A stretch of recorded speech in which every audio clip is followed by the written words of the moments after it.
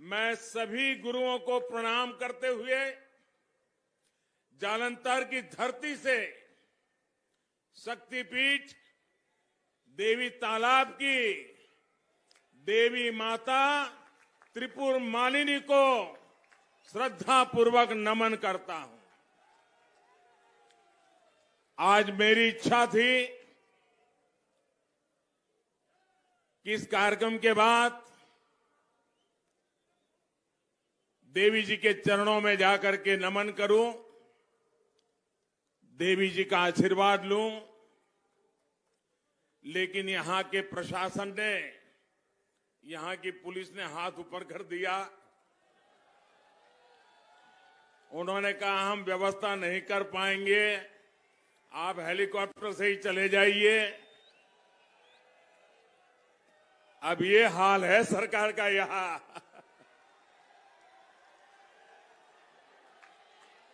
लेकिन मैं मां के पास दोबारा जरूर आऊंगा, मां के चरणों में सर झुका के रहूंगा।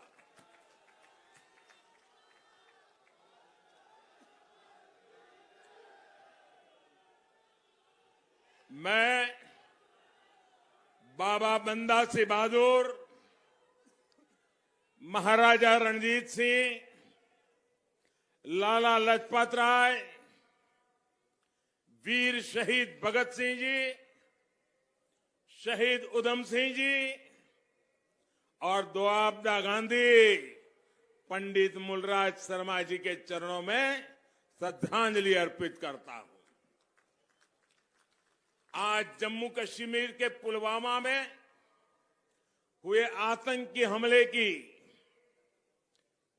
हमारे वीर शहीदों की तीसरी बरसी है। मैं पंजाब की धरती से भारत मां के वीर शहीदों के चरणों में श्रद्धापूर्वक सर झुकाता हूं। अभी 16 फरवरी को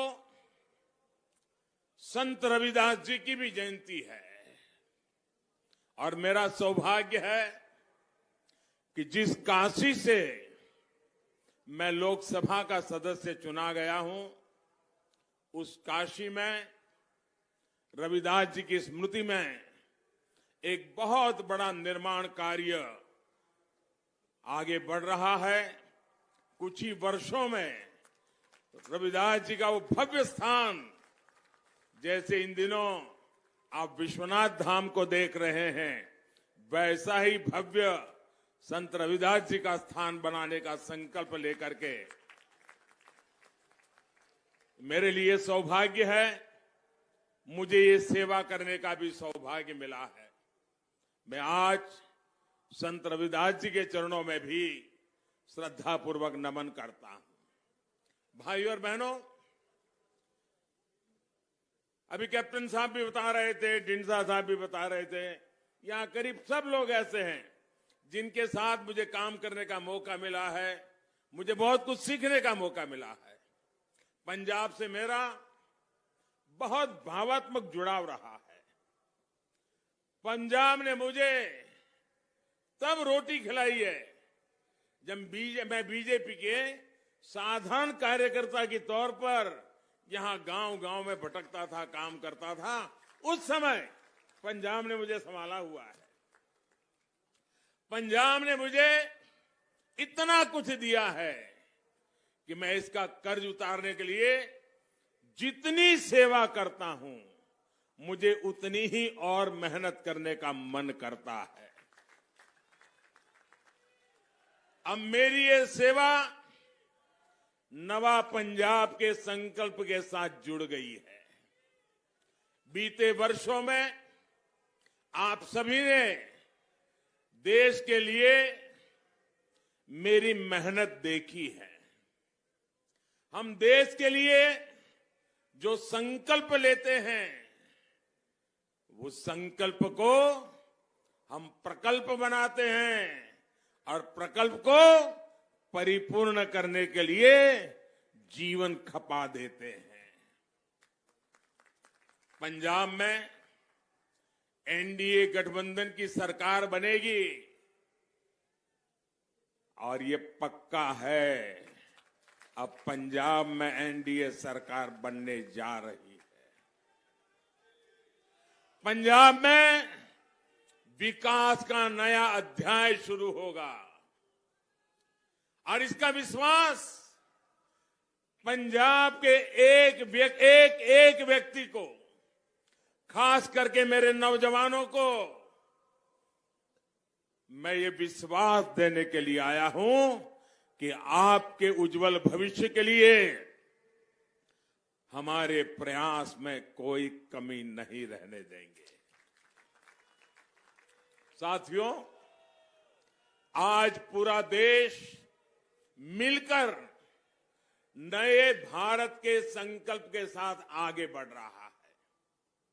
नया भारत तब बनेगा जब इस दशक में नवा पंजाब बनेगा।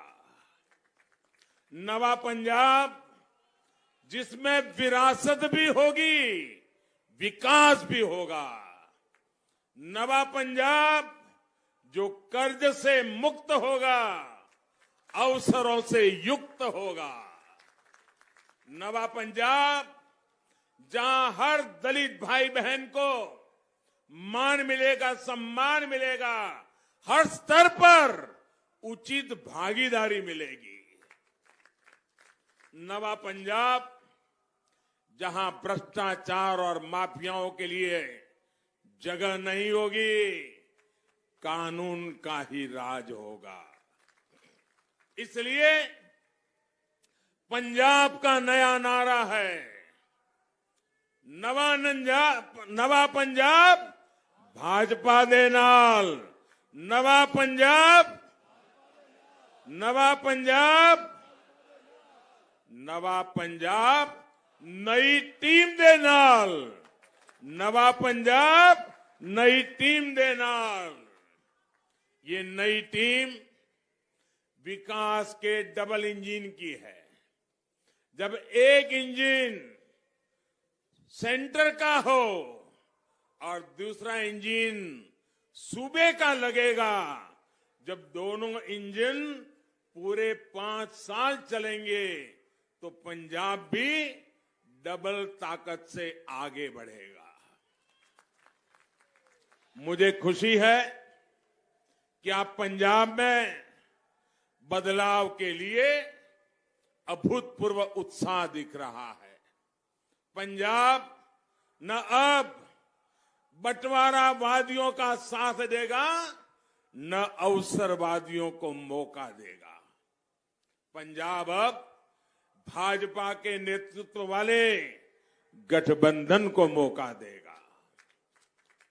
साथियों, पंजाब की धरती वो धरती है जिसने देश को दिशा दी है, देश को हौसला दिया है। जब हमारे समाज में अंधियारा आया तो गुरु नानक देव जी जैसे गुरु आए। गुरु अर्जुन देव और गुरु गोविंद सिंह जी जैसे गुरुओं ने देश और धर्म की हिफाजत की। जब देश भूख और भूखमरी की चपेट में आया तो पंजाब ने हरित क्रांति से देश का पेट भरा। लेकिन जिन लोगों को पंजाब की पहचान में आस्था नहीं है, वो अपने सियासी हितों के लिए इसे तबाह करने पर तुले हैं। भाइयों और बहनों, हमारा पंजाब सीमावर्ती राज्य है। इसकी सुरक्षा, इसकी शांति देश की एकता अखंडता के लिए जरूरी है। इसलिए पंजाब को एक ऐसी सरकार की जरूरत है जो देश की सुरक्षा के लिए गंभीरतापूर्वक कदम उठाए और राज्य को सुरक्षा दे। कांग्रेस का इतिहास गवाह है कि वो कभी पंजाब के लिए काम नहीं कर सकती, और जो काम करना भी चाहता है वो उसको आगे हजार रोड़े खड़े कर देती है। और अभी अभी कांग्रेस के नेताओं के बयान से पता चलता है कि उन्होंने कैप्टन साहब को क्यों हटाया। उन्होंने खुद कहा है कि पंजाब सरकार को हम नहीं चलाते थे, कैप्टन साहब की सरकार को दिल्ली के नेता कह रहे हम नहीं चलाते थे, भारत सरकार चला रही थी। इसका मतलब यह हुआ कि कांग्रेस की सारी सरकारें रिमोट कंट्रोल से चलती है, दिल्ली से एक परिवार चलाता है, संविधान के आधार पर वो राज्य सरकारें नहीं चलती है। और कैप्टन साहब ने फेडरलिज्म के सिद्धांत के अनुसार अगर भारत सरकार के साथ मिलकर के काम किया और भारत सरकार ने अगर पंजाब के साथ मिलकर के काम किया तो भारत के संविधान के अनुरूप काम किया कि नहीं किया भाई? किया कि नहीं किया? हमने संविधान का आदर किया कि नहीं किया? हमने फेडरलिज्म का आदर किया कि नहीं किया? यहां कांग्रेस के नेता आकर के कहते थे कि कैप्टन साहब हमारी नहीं सुनते थे, भारत सरकार से, भारत सरकार और कैप्टन साहब की सरकार मिलकर के पंजाब को आगे बढ़ाना चाहती थी। ये रोड़े अटकाते थे और जब रोड़े अटकाने की उनकी ताकत इतनी बढ़ गई कि आखिर उन्होंने कैप्टन साहब को ही विदा कर दिया। भाइयों बहनों, हम पंजाब के लिए सरकार किसी की भी हो, हम फेडरल स्ट्रक्चर में विश्वास करते हैं। हिंदुस्तान के हर राज्य का भला करना ये भारत सरकार का दायित्व है। हमने प्रयास किया, लेकिन कोई परिवार रिमोट कंट्रोल से सरकारें चलाए, संविधान की परवाह न करे, तब तो देश में तनाव ही पैदा होगा और यही काम ये परिवार कर रहा है। भाइयों बहनों, हमारे गुरुओं ने, संतों ने कहा है, पाप का घड़ा जब भरता है तो फूटता भी है, और कांग्रेस को उसके कर्मों की सजा मिल ही रही है।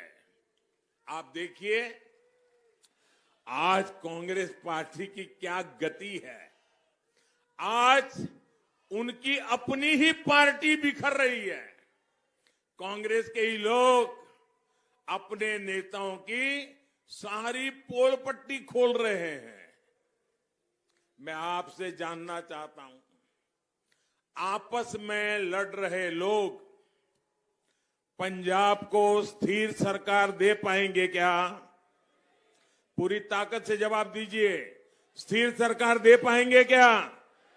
पंजाब का भला कर पाएंगे क्या? पंजाब के सपने पूरे कर पाएंगे क्या? अपनी कुर्सी बचाने में जुटे ये लोग पंजाब का विकास कर पाएंगे क्या? साथियों, आजादी के बाद इतने दशकों में पंजाब के पास कम ही विकल्प रहे। हम जब अकाली दल के साथ थे, और आज अकाली दल का एक दूसरा रूप ढींडसा साहब के नेतृत्व में हमारे साथ आज भी है। हम जब अकाली दल के साथ थे तो उन्हें बड़ा भाई मानकर हमेशा हमने अपनी छोटी भूमिका को स्वीकार किया था। दिल में सिर्फ एक ही बात थी, जिस बात में पंजाब का भला होगा वही करेंगे। एक समय ऐसा था, अकाली दल के पास पूर्ण बहुमत नहीं था। भाजपा के लोगों के समर्थन के बिना अकाली की सरकार नहीं चल सकती थी। और उस स्थिति में कुदरती न्याय तो ये कहता था कि डिप्टी सीएम बीजेपी का बनना चाहिए था। मेरा साथी मनोरंजन कालिया डिप्टी सीएम बनने के हकदार थे, लेकिन उस समय भी हमारे साथ अन्याय हुआ। बादल साहब ने अपने बेटे को ही डिप्टी सीएम बना दिया।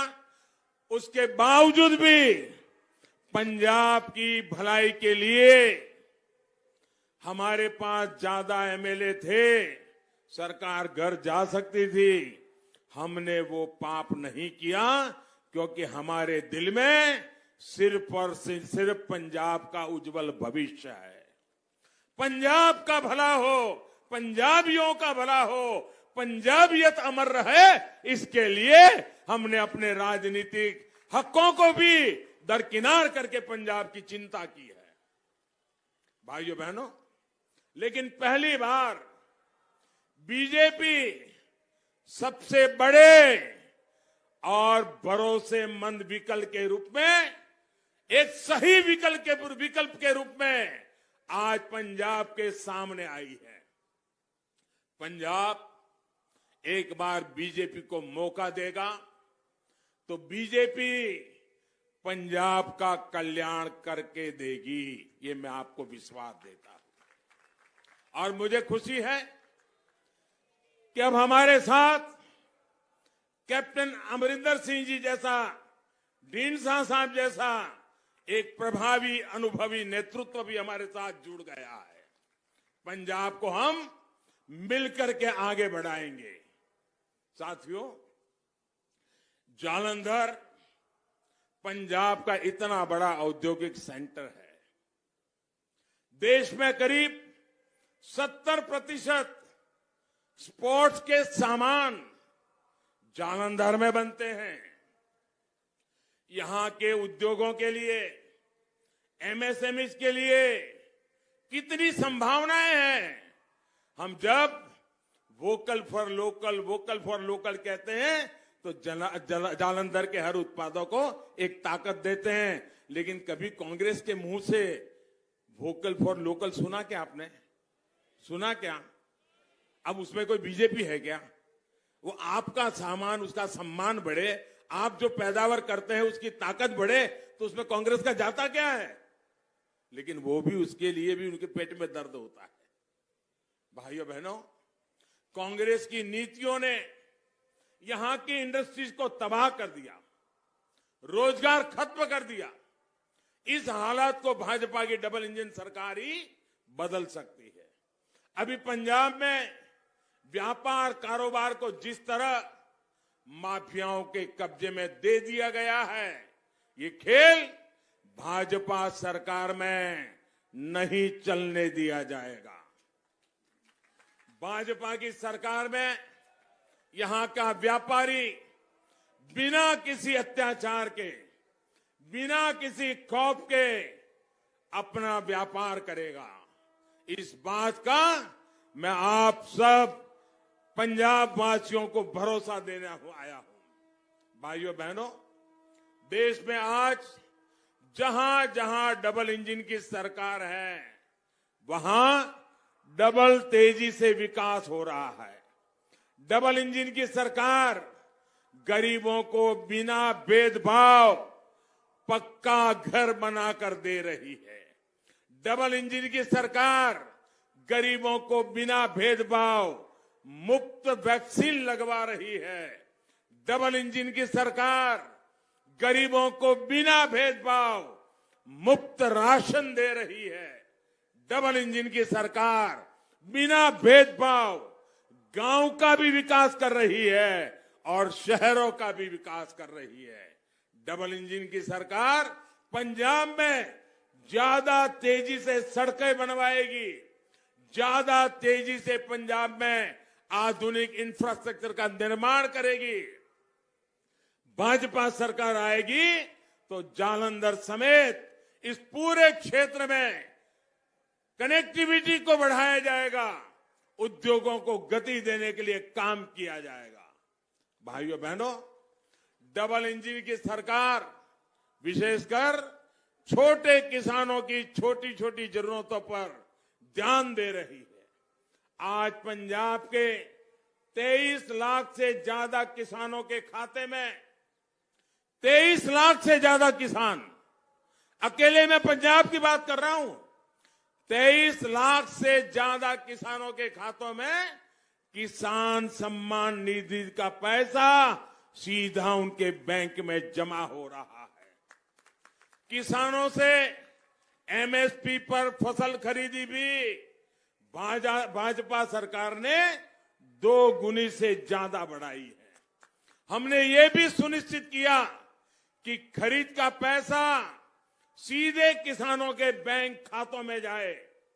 कोरोना की वजह से वैश्विक बाजार में खाद के दाम बढ़े, लेकिन हमने पूरी ईमानदारी से प्रयास किया कि ये इतना बड़ा बोझ आया है, हिंदुस्तान की तिजोरी पर बहुत भयंकर बोझ आया है, लेकिन ये बोझ हम किसानों के माथे नहीं जाने देंगे। हमने किसानों को वो बोझ ट्रांसफर नहीं किया, सरकार की तिजोरी खाली की, लेकिन किसानों को खाद उसी दाम से देते रहे जो पहले हम देते थे। सारा बोझ हमने सहन किया। साथियों, डबल इंजन की सरकार किसानों की आय बढ़े, खेती पर होने वाला खर्च कम हो, इसके लिए काम करेगी। देश ने ऑर्गेनिक फार्मिंग और नेचुरल फार्मिंग की दिशा में भी बड़ा अभियान शुरू किया है। पंजाब में इसका ज्यादा से ज्यादा विस्तार धरती मां को भी बचाएगा और पंजाब के किसानों का फायदा भी करेगा।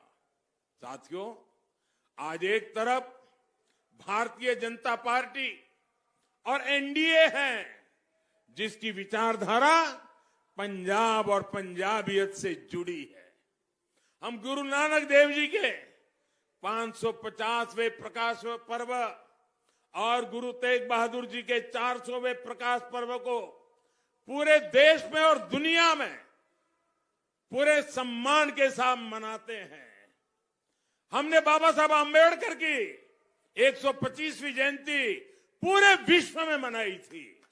हम गुरु गोविंद सिंह जी के वीर साहिबजादों की स्मृति में 26 दिसंबर को वीर बाल दिवस की घोषणा करते हैं। हम बंटवारे की विभीषिका की याद में पंजाब पर वो गांव कितने गहरे हैं, वो पंजाब के लोग जितना जानते हैं, वो दिल्ली में बयानबाजी करने वालों को पता नहीं है। ये विभाजन की विभीषिका कितना घा पंजाब के सीने पर लगा है, उसको भी भुला दिया गया था। हमने तय किया उस विभीषिका की याद में 14 अगस्त को विभाजन विभीषिका स्मृति दिवस की हमने घोषणा की। लेकिन ये लोग पंजाब की विरासत को नजरअंदाज कर रहे हैं। ये लोग पंजाब की धरती पर लूट, खसोट, भ्रष्टाचार और माफियावाद की फसल उगा रहे हैं। साथियों, हम देश की सीमाओं को मजबूत करते हैं, सेनाओं को अधिकार देते हैं, लेकिन उनके नेता सेना के लोगों को गुंडा कहते हैं। हमारे सैनिकों की शहादत पर सवाल उठाते हैं। ऐसे लोगों की नीयत कटघरे में है, उनकी मनसा पर सवाल है। साथियों, पूरा पंजाब गवाह है कि हमने 1984 के सिख दंगों की जांच के लिए एसआईटी बनाई, उसके पीड़ितों की मदद की, लेकिन दंगे के आरोपियों को पार्टी में बड़े पद देकर कांग्रेस ने हमेशा आपके जख्मों पर नमक छिड़कने का काम किया है। कांग्रेस का कंट्रोल जिस परिवार के पास है, वो पंजाब से अपनी पुरानी दुश्मनी निकालता है। जब तक कांग्रेस उस परिवार के कब्जे में है, कभी भी पंजाब का भला कांग्रेस नहीं कर सकती है। साथियों, भाजपा सरकार अपने कामकाज के भरोसे चुनाव लड़ती है। जिनके पास कामकाज का हिसाब नहीं है, कुछ ऐसे लोग भी पंजाब में झूठ का खेल खेलने आ गए हैं। पंजाब में आकर ये पंजाब को नशा मुक्त करने की बात करते हैं, और ये लोग खुद गली मोहल्ले में शराब के ठेके खुलवाने के एक्सपर्ट हैं। पंजाब को इनसे भी सतर्क रहना होगा। ये पंजाब को नशा माफियाओं के हवाले करना चाहते हैं। और आप लोग ये आप भी याद रखिए, ये वही लोग हैं जो सर्जिकल स्ट्राइक पर सेना से सबूत मांग रहे थे, पाकिस्तान के सुर में सुर मिला रहे थे। साथियों, ये कैसे लोग हैं, इनका चरित्र कैसा है, मैं आपको बताता हूं। 2014 का जब चुनाव था, मैं गुजरात में मुख्यमंत्री था और भारतीय जनता पार्टी ने मुझे प्रधानमंत्री पद का उम्मीदवार घोषित किया था और मैं चुनाव अभियान के लिए पूरे देश में दौड़ रहा था। राज्य के मुख्यमंत्री के नाते वहां का काम भी करता था। एक दिन हुआ ऐसा कि मुझे पठानकोट आना था और पठानकोट से हेलीकॉप्टर लेके मुझे हिमाचल के दौरे पर जाना था। आप हैरान हो जाएंगे, कांग्रेस के नामदार, उनके युवराज, वो सिंपली एक पार्टी के एमपी थे और कुछ नहीं थे। उस दिन उनका भी अमृतसर के आसपास कहीं कोई कार्यक्रम था। मेरे हवाई जहाज को उड़ने नहीं दिया गया। मुझे पठानकोट पहुंचने में 1-1.5 घंटा देरी हुई। जब पठानकोट पहुंचा तो मेरे हेलीकॉप्टर को नहीं उड़ने दिया। क्यों? क्योंकि उनके युवराज पंजाब के किसी दूसरे कोने में आने वाले थे, इसलिए मुझे हवाई यात्रा करने से रोक दिया गया था। ऐसा सत्ता का दुरुपयोग एक परिवार के लिए कैसा होता था 2014 में। और हेलीकॉप्टर सूर्यास्त होने की तक ही चल सकता था, सूर्यास्त होने से पहले उड़ जाना पड़ता था। मेरे हिमाचल के 2 कार्यक्रम उस समय इतनी दौड़ धूप के बीच कैंसिल करने पड़े थे। इस प्रकार से अपने विरोधियों को रोकना, परेशान करना, ये कांग्रेस के कारनामे रहे हुए हैं भाइयों। इस प्रकार की परेशानियां हर विपक्ष को कांग्रेस पिछले 50-60 साल जब भी मौका मिला है यही करती रही है। साथियों, पंजाब की धरती से गुरु नानक देव जी ने हमें सिखाया था, मानस की जात सब एक ही पहचान दो, एक ही पहचान वो। हमारे गुरुओं ने समाज में कोई भेदभाव नहीं किया, धर्म की रक्षा के लिए बलिदान दिए। महाराजा रणजीत सिंह जी ने काशी में विश्वनाथ मंदिर के लिए सोना दिया और उसे सोने से मढ़वा कर उसका गौरव लौटाया। भारतीय जनता पार्टी आज उन्हीं आदर्शों को लेकर काम कर रही है। आज काशी में भव्य विश्वनाथ धाम एक बार फिर देश के प्राचीन गौरव का प्रतीक बनकर हमारे सामने है। भव्य अयोध्या की जिस भावना को हमारे आदि कवि महर्षि वाल्मीकि जी ने हमारे सामने रखा था, वो आज साकार हो रहा है। पंजाब में भी हमने करतारपुर कॉरिडोर का भव्य निर्माण करवाया है।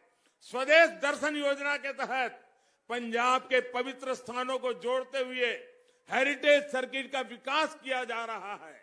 भाइयों और बहनों, जब हम विरासत को आगे बढ़ाते हैं, अपने पवित्र स्थलों पर सुविधाएं बढ़ाते हैं, तो इसका लाभ वहां के लोगों को ही होता है और देश भर से आने वाले यात्रियों को भी होता है। देश भर से जब श्रद्धालु वहां पहुंचते हैं तो किसी की रोजी रोटी बढ़ती है, किसी को रोजगार मिलता है। साथियों, पंजाब की सेवा वही पार्टी कर सकती है जो दल से ऊपर देश के लिए सोचती है, देश के लिए बात करती है। मैं पंजाब के लोगों को यह आश्वासन देना चाहता हूं, हम पंजाब के विकास के लिए कोई कोर कसर नहीं छोड़ेंगे। हम पंजाब के युवाओं के लिए, पंजाब की नशा मुक्ति के लिए कोई कसर नहीं छोड़ेंगे। और मैं पंजाब के लोगों से एक बड़ा गंभीर सवाल पूछना चाहता हूं। मेरी बात को गौर से सुनिए। और जो माताएं बहनें यहां मुझे सुनने आई हैं और जो माताएं बहनें घर में टीवी पे मुझे सुन रही हो, तो मेरी बात को गौर से सुनिए। आप कल्पना कीजिए, आपके पास बंगलो है, गाड़ी है, खेत है, खलिहान है, अच्छी खासी कमाई है, सुख चैन की जिंदगी है, कोई कमी भगवान ने रखी नहीं है, कोई कमी गुरु महाराजों ने रहने नहीं दी है, सब कुछ है। कल्पना कीजिए, लेकिन आपका जवान बेटा नशे की लत पे चढ़ गया, उसमें ही अगर डूब गया, मेरी माताएं बहनें मुझे बताएं, ये मिलकत आपकी किस काम आएगी? ये बंगला किस काम आएगा? ये गाड़ी किस काम आएगी? अगर बेटा बर्बाद हो गया तो आपके लिए क्या बचेगा? आपके संतान बर्बाद हो गए तो आपके लिए क्या बचेगा?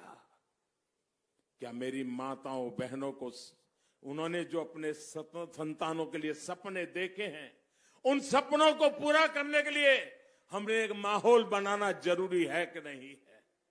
नशे से मुक्ति का अभियान हर मां, हर परिवार को बचाना, उनके सपनों को साकार करने के लिए जरूरी है कि नहीं है? भाइयों बहनों, ये मुहिम किसी के खिलाफ नहीं है। दिल में बड़ा दर्द होता है। मैंने पंजाब की धरती पर काम किया है। पंजाब का मुझ पे कर्ज है, मैं कर्ज चुकाना चाहता हूं।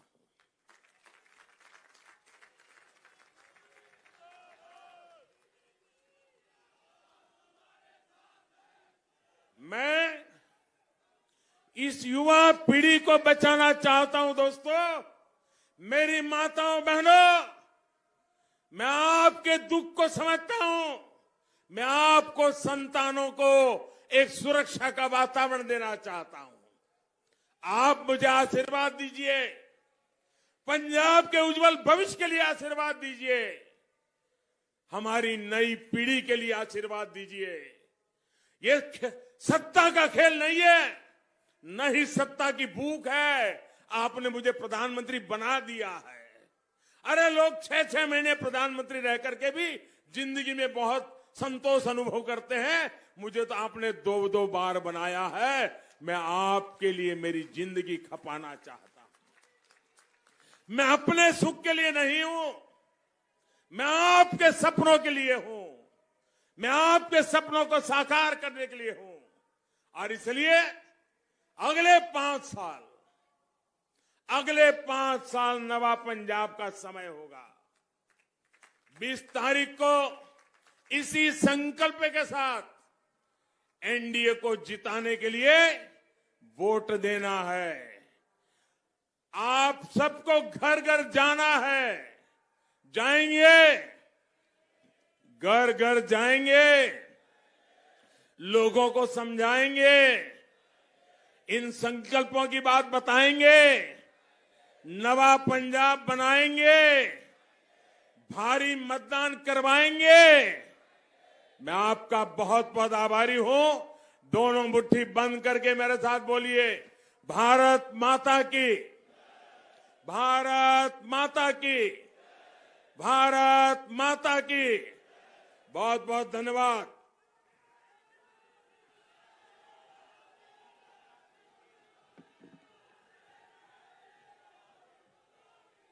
भारत माता की। जिला प्रधान जी, साडे सुशील जी जिला प्रधान जी धन्यवाद करनगे। मैं देश के ओजस्वी तेजस्वी प्रधानमंत्री श्रीमान नरेंद्र मोदी जी का इस जलंधर की धरती ते आने ते धन्यवाद करदा हां। और जिन्ने भी मीडिया के साथी और जिन्ने कार्यकर्ता साथी मोदी जी नूं सुनने इत्थे आए हैं, उन्हां दा दिल दीयां गहराइयां तो बहुत बहुत धन्यवाद। जय भारत, जय वंदे मातरम।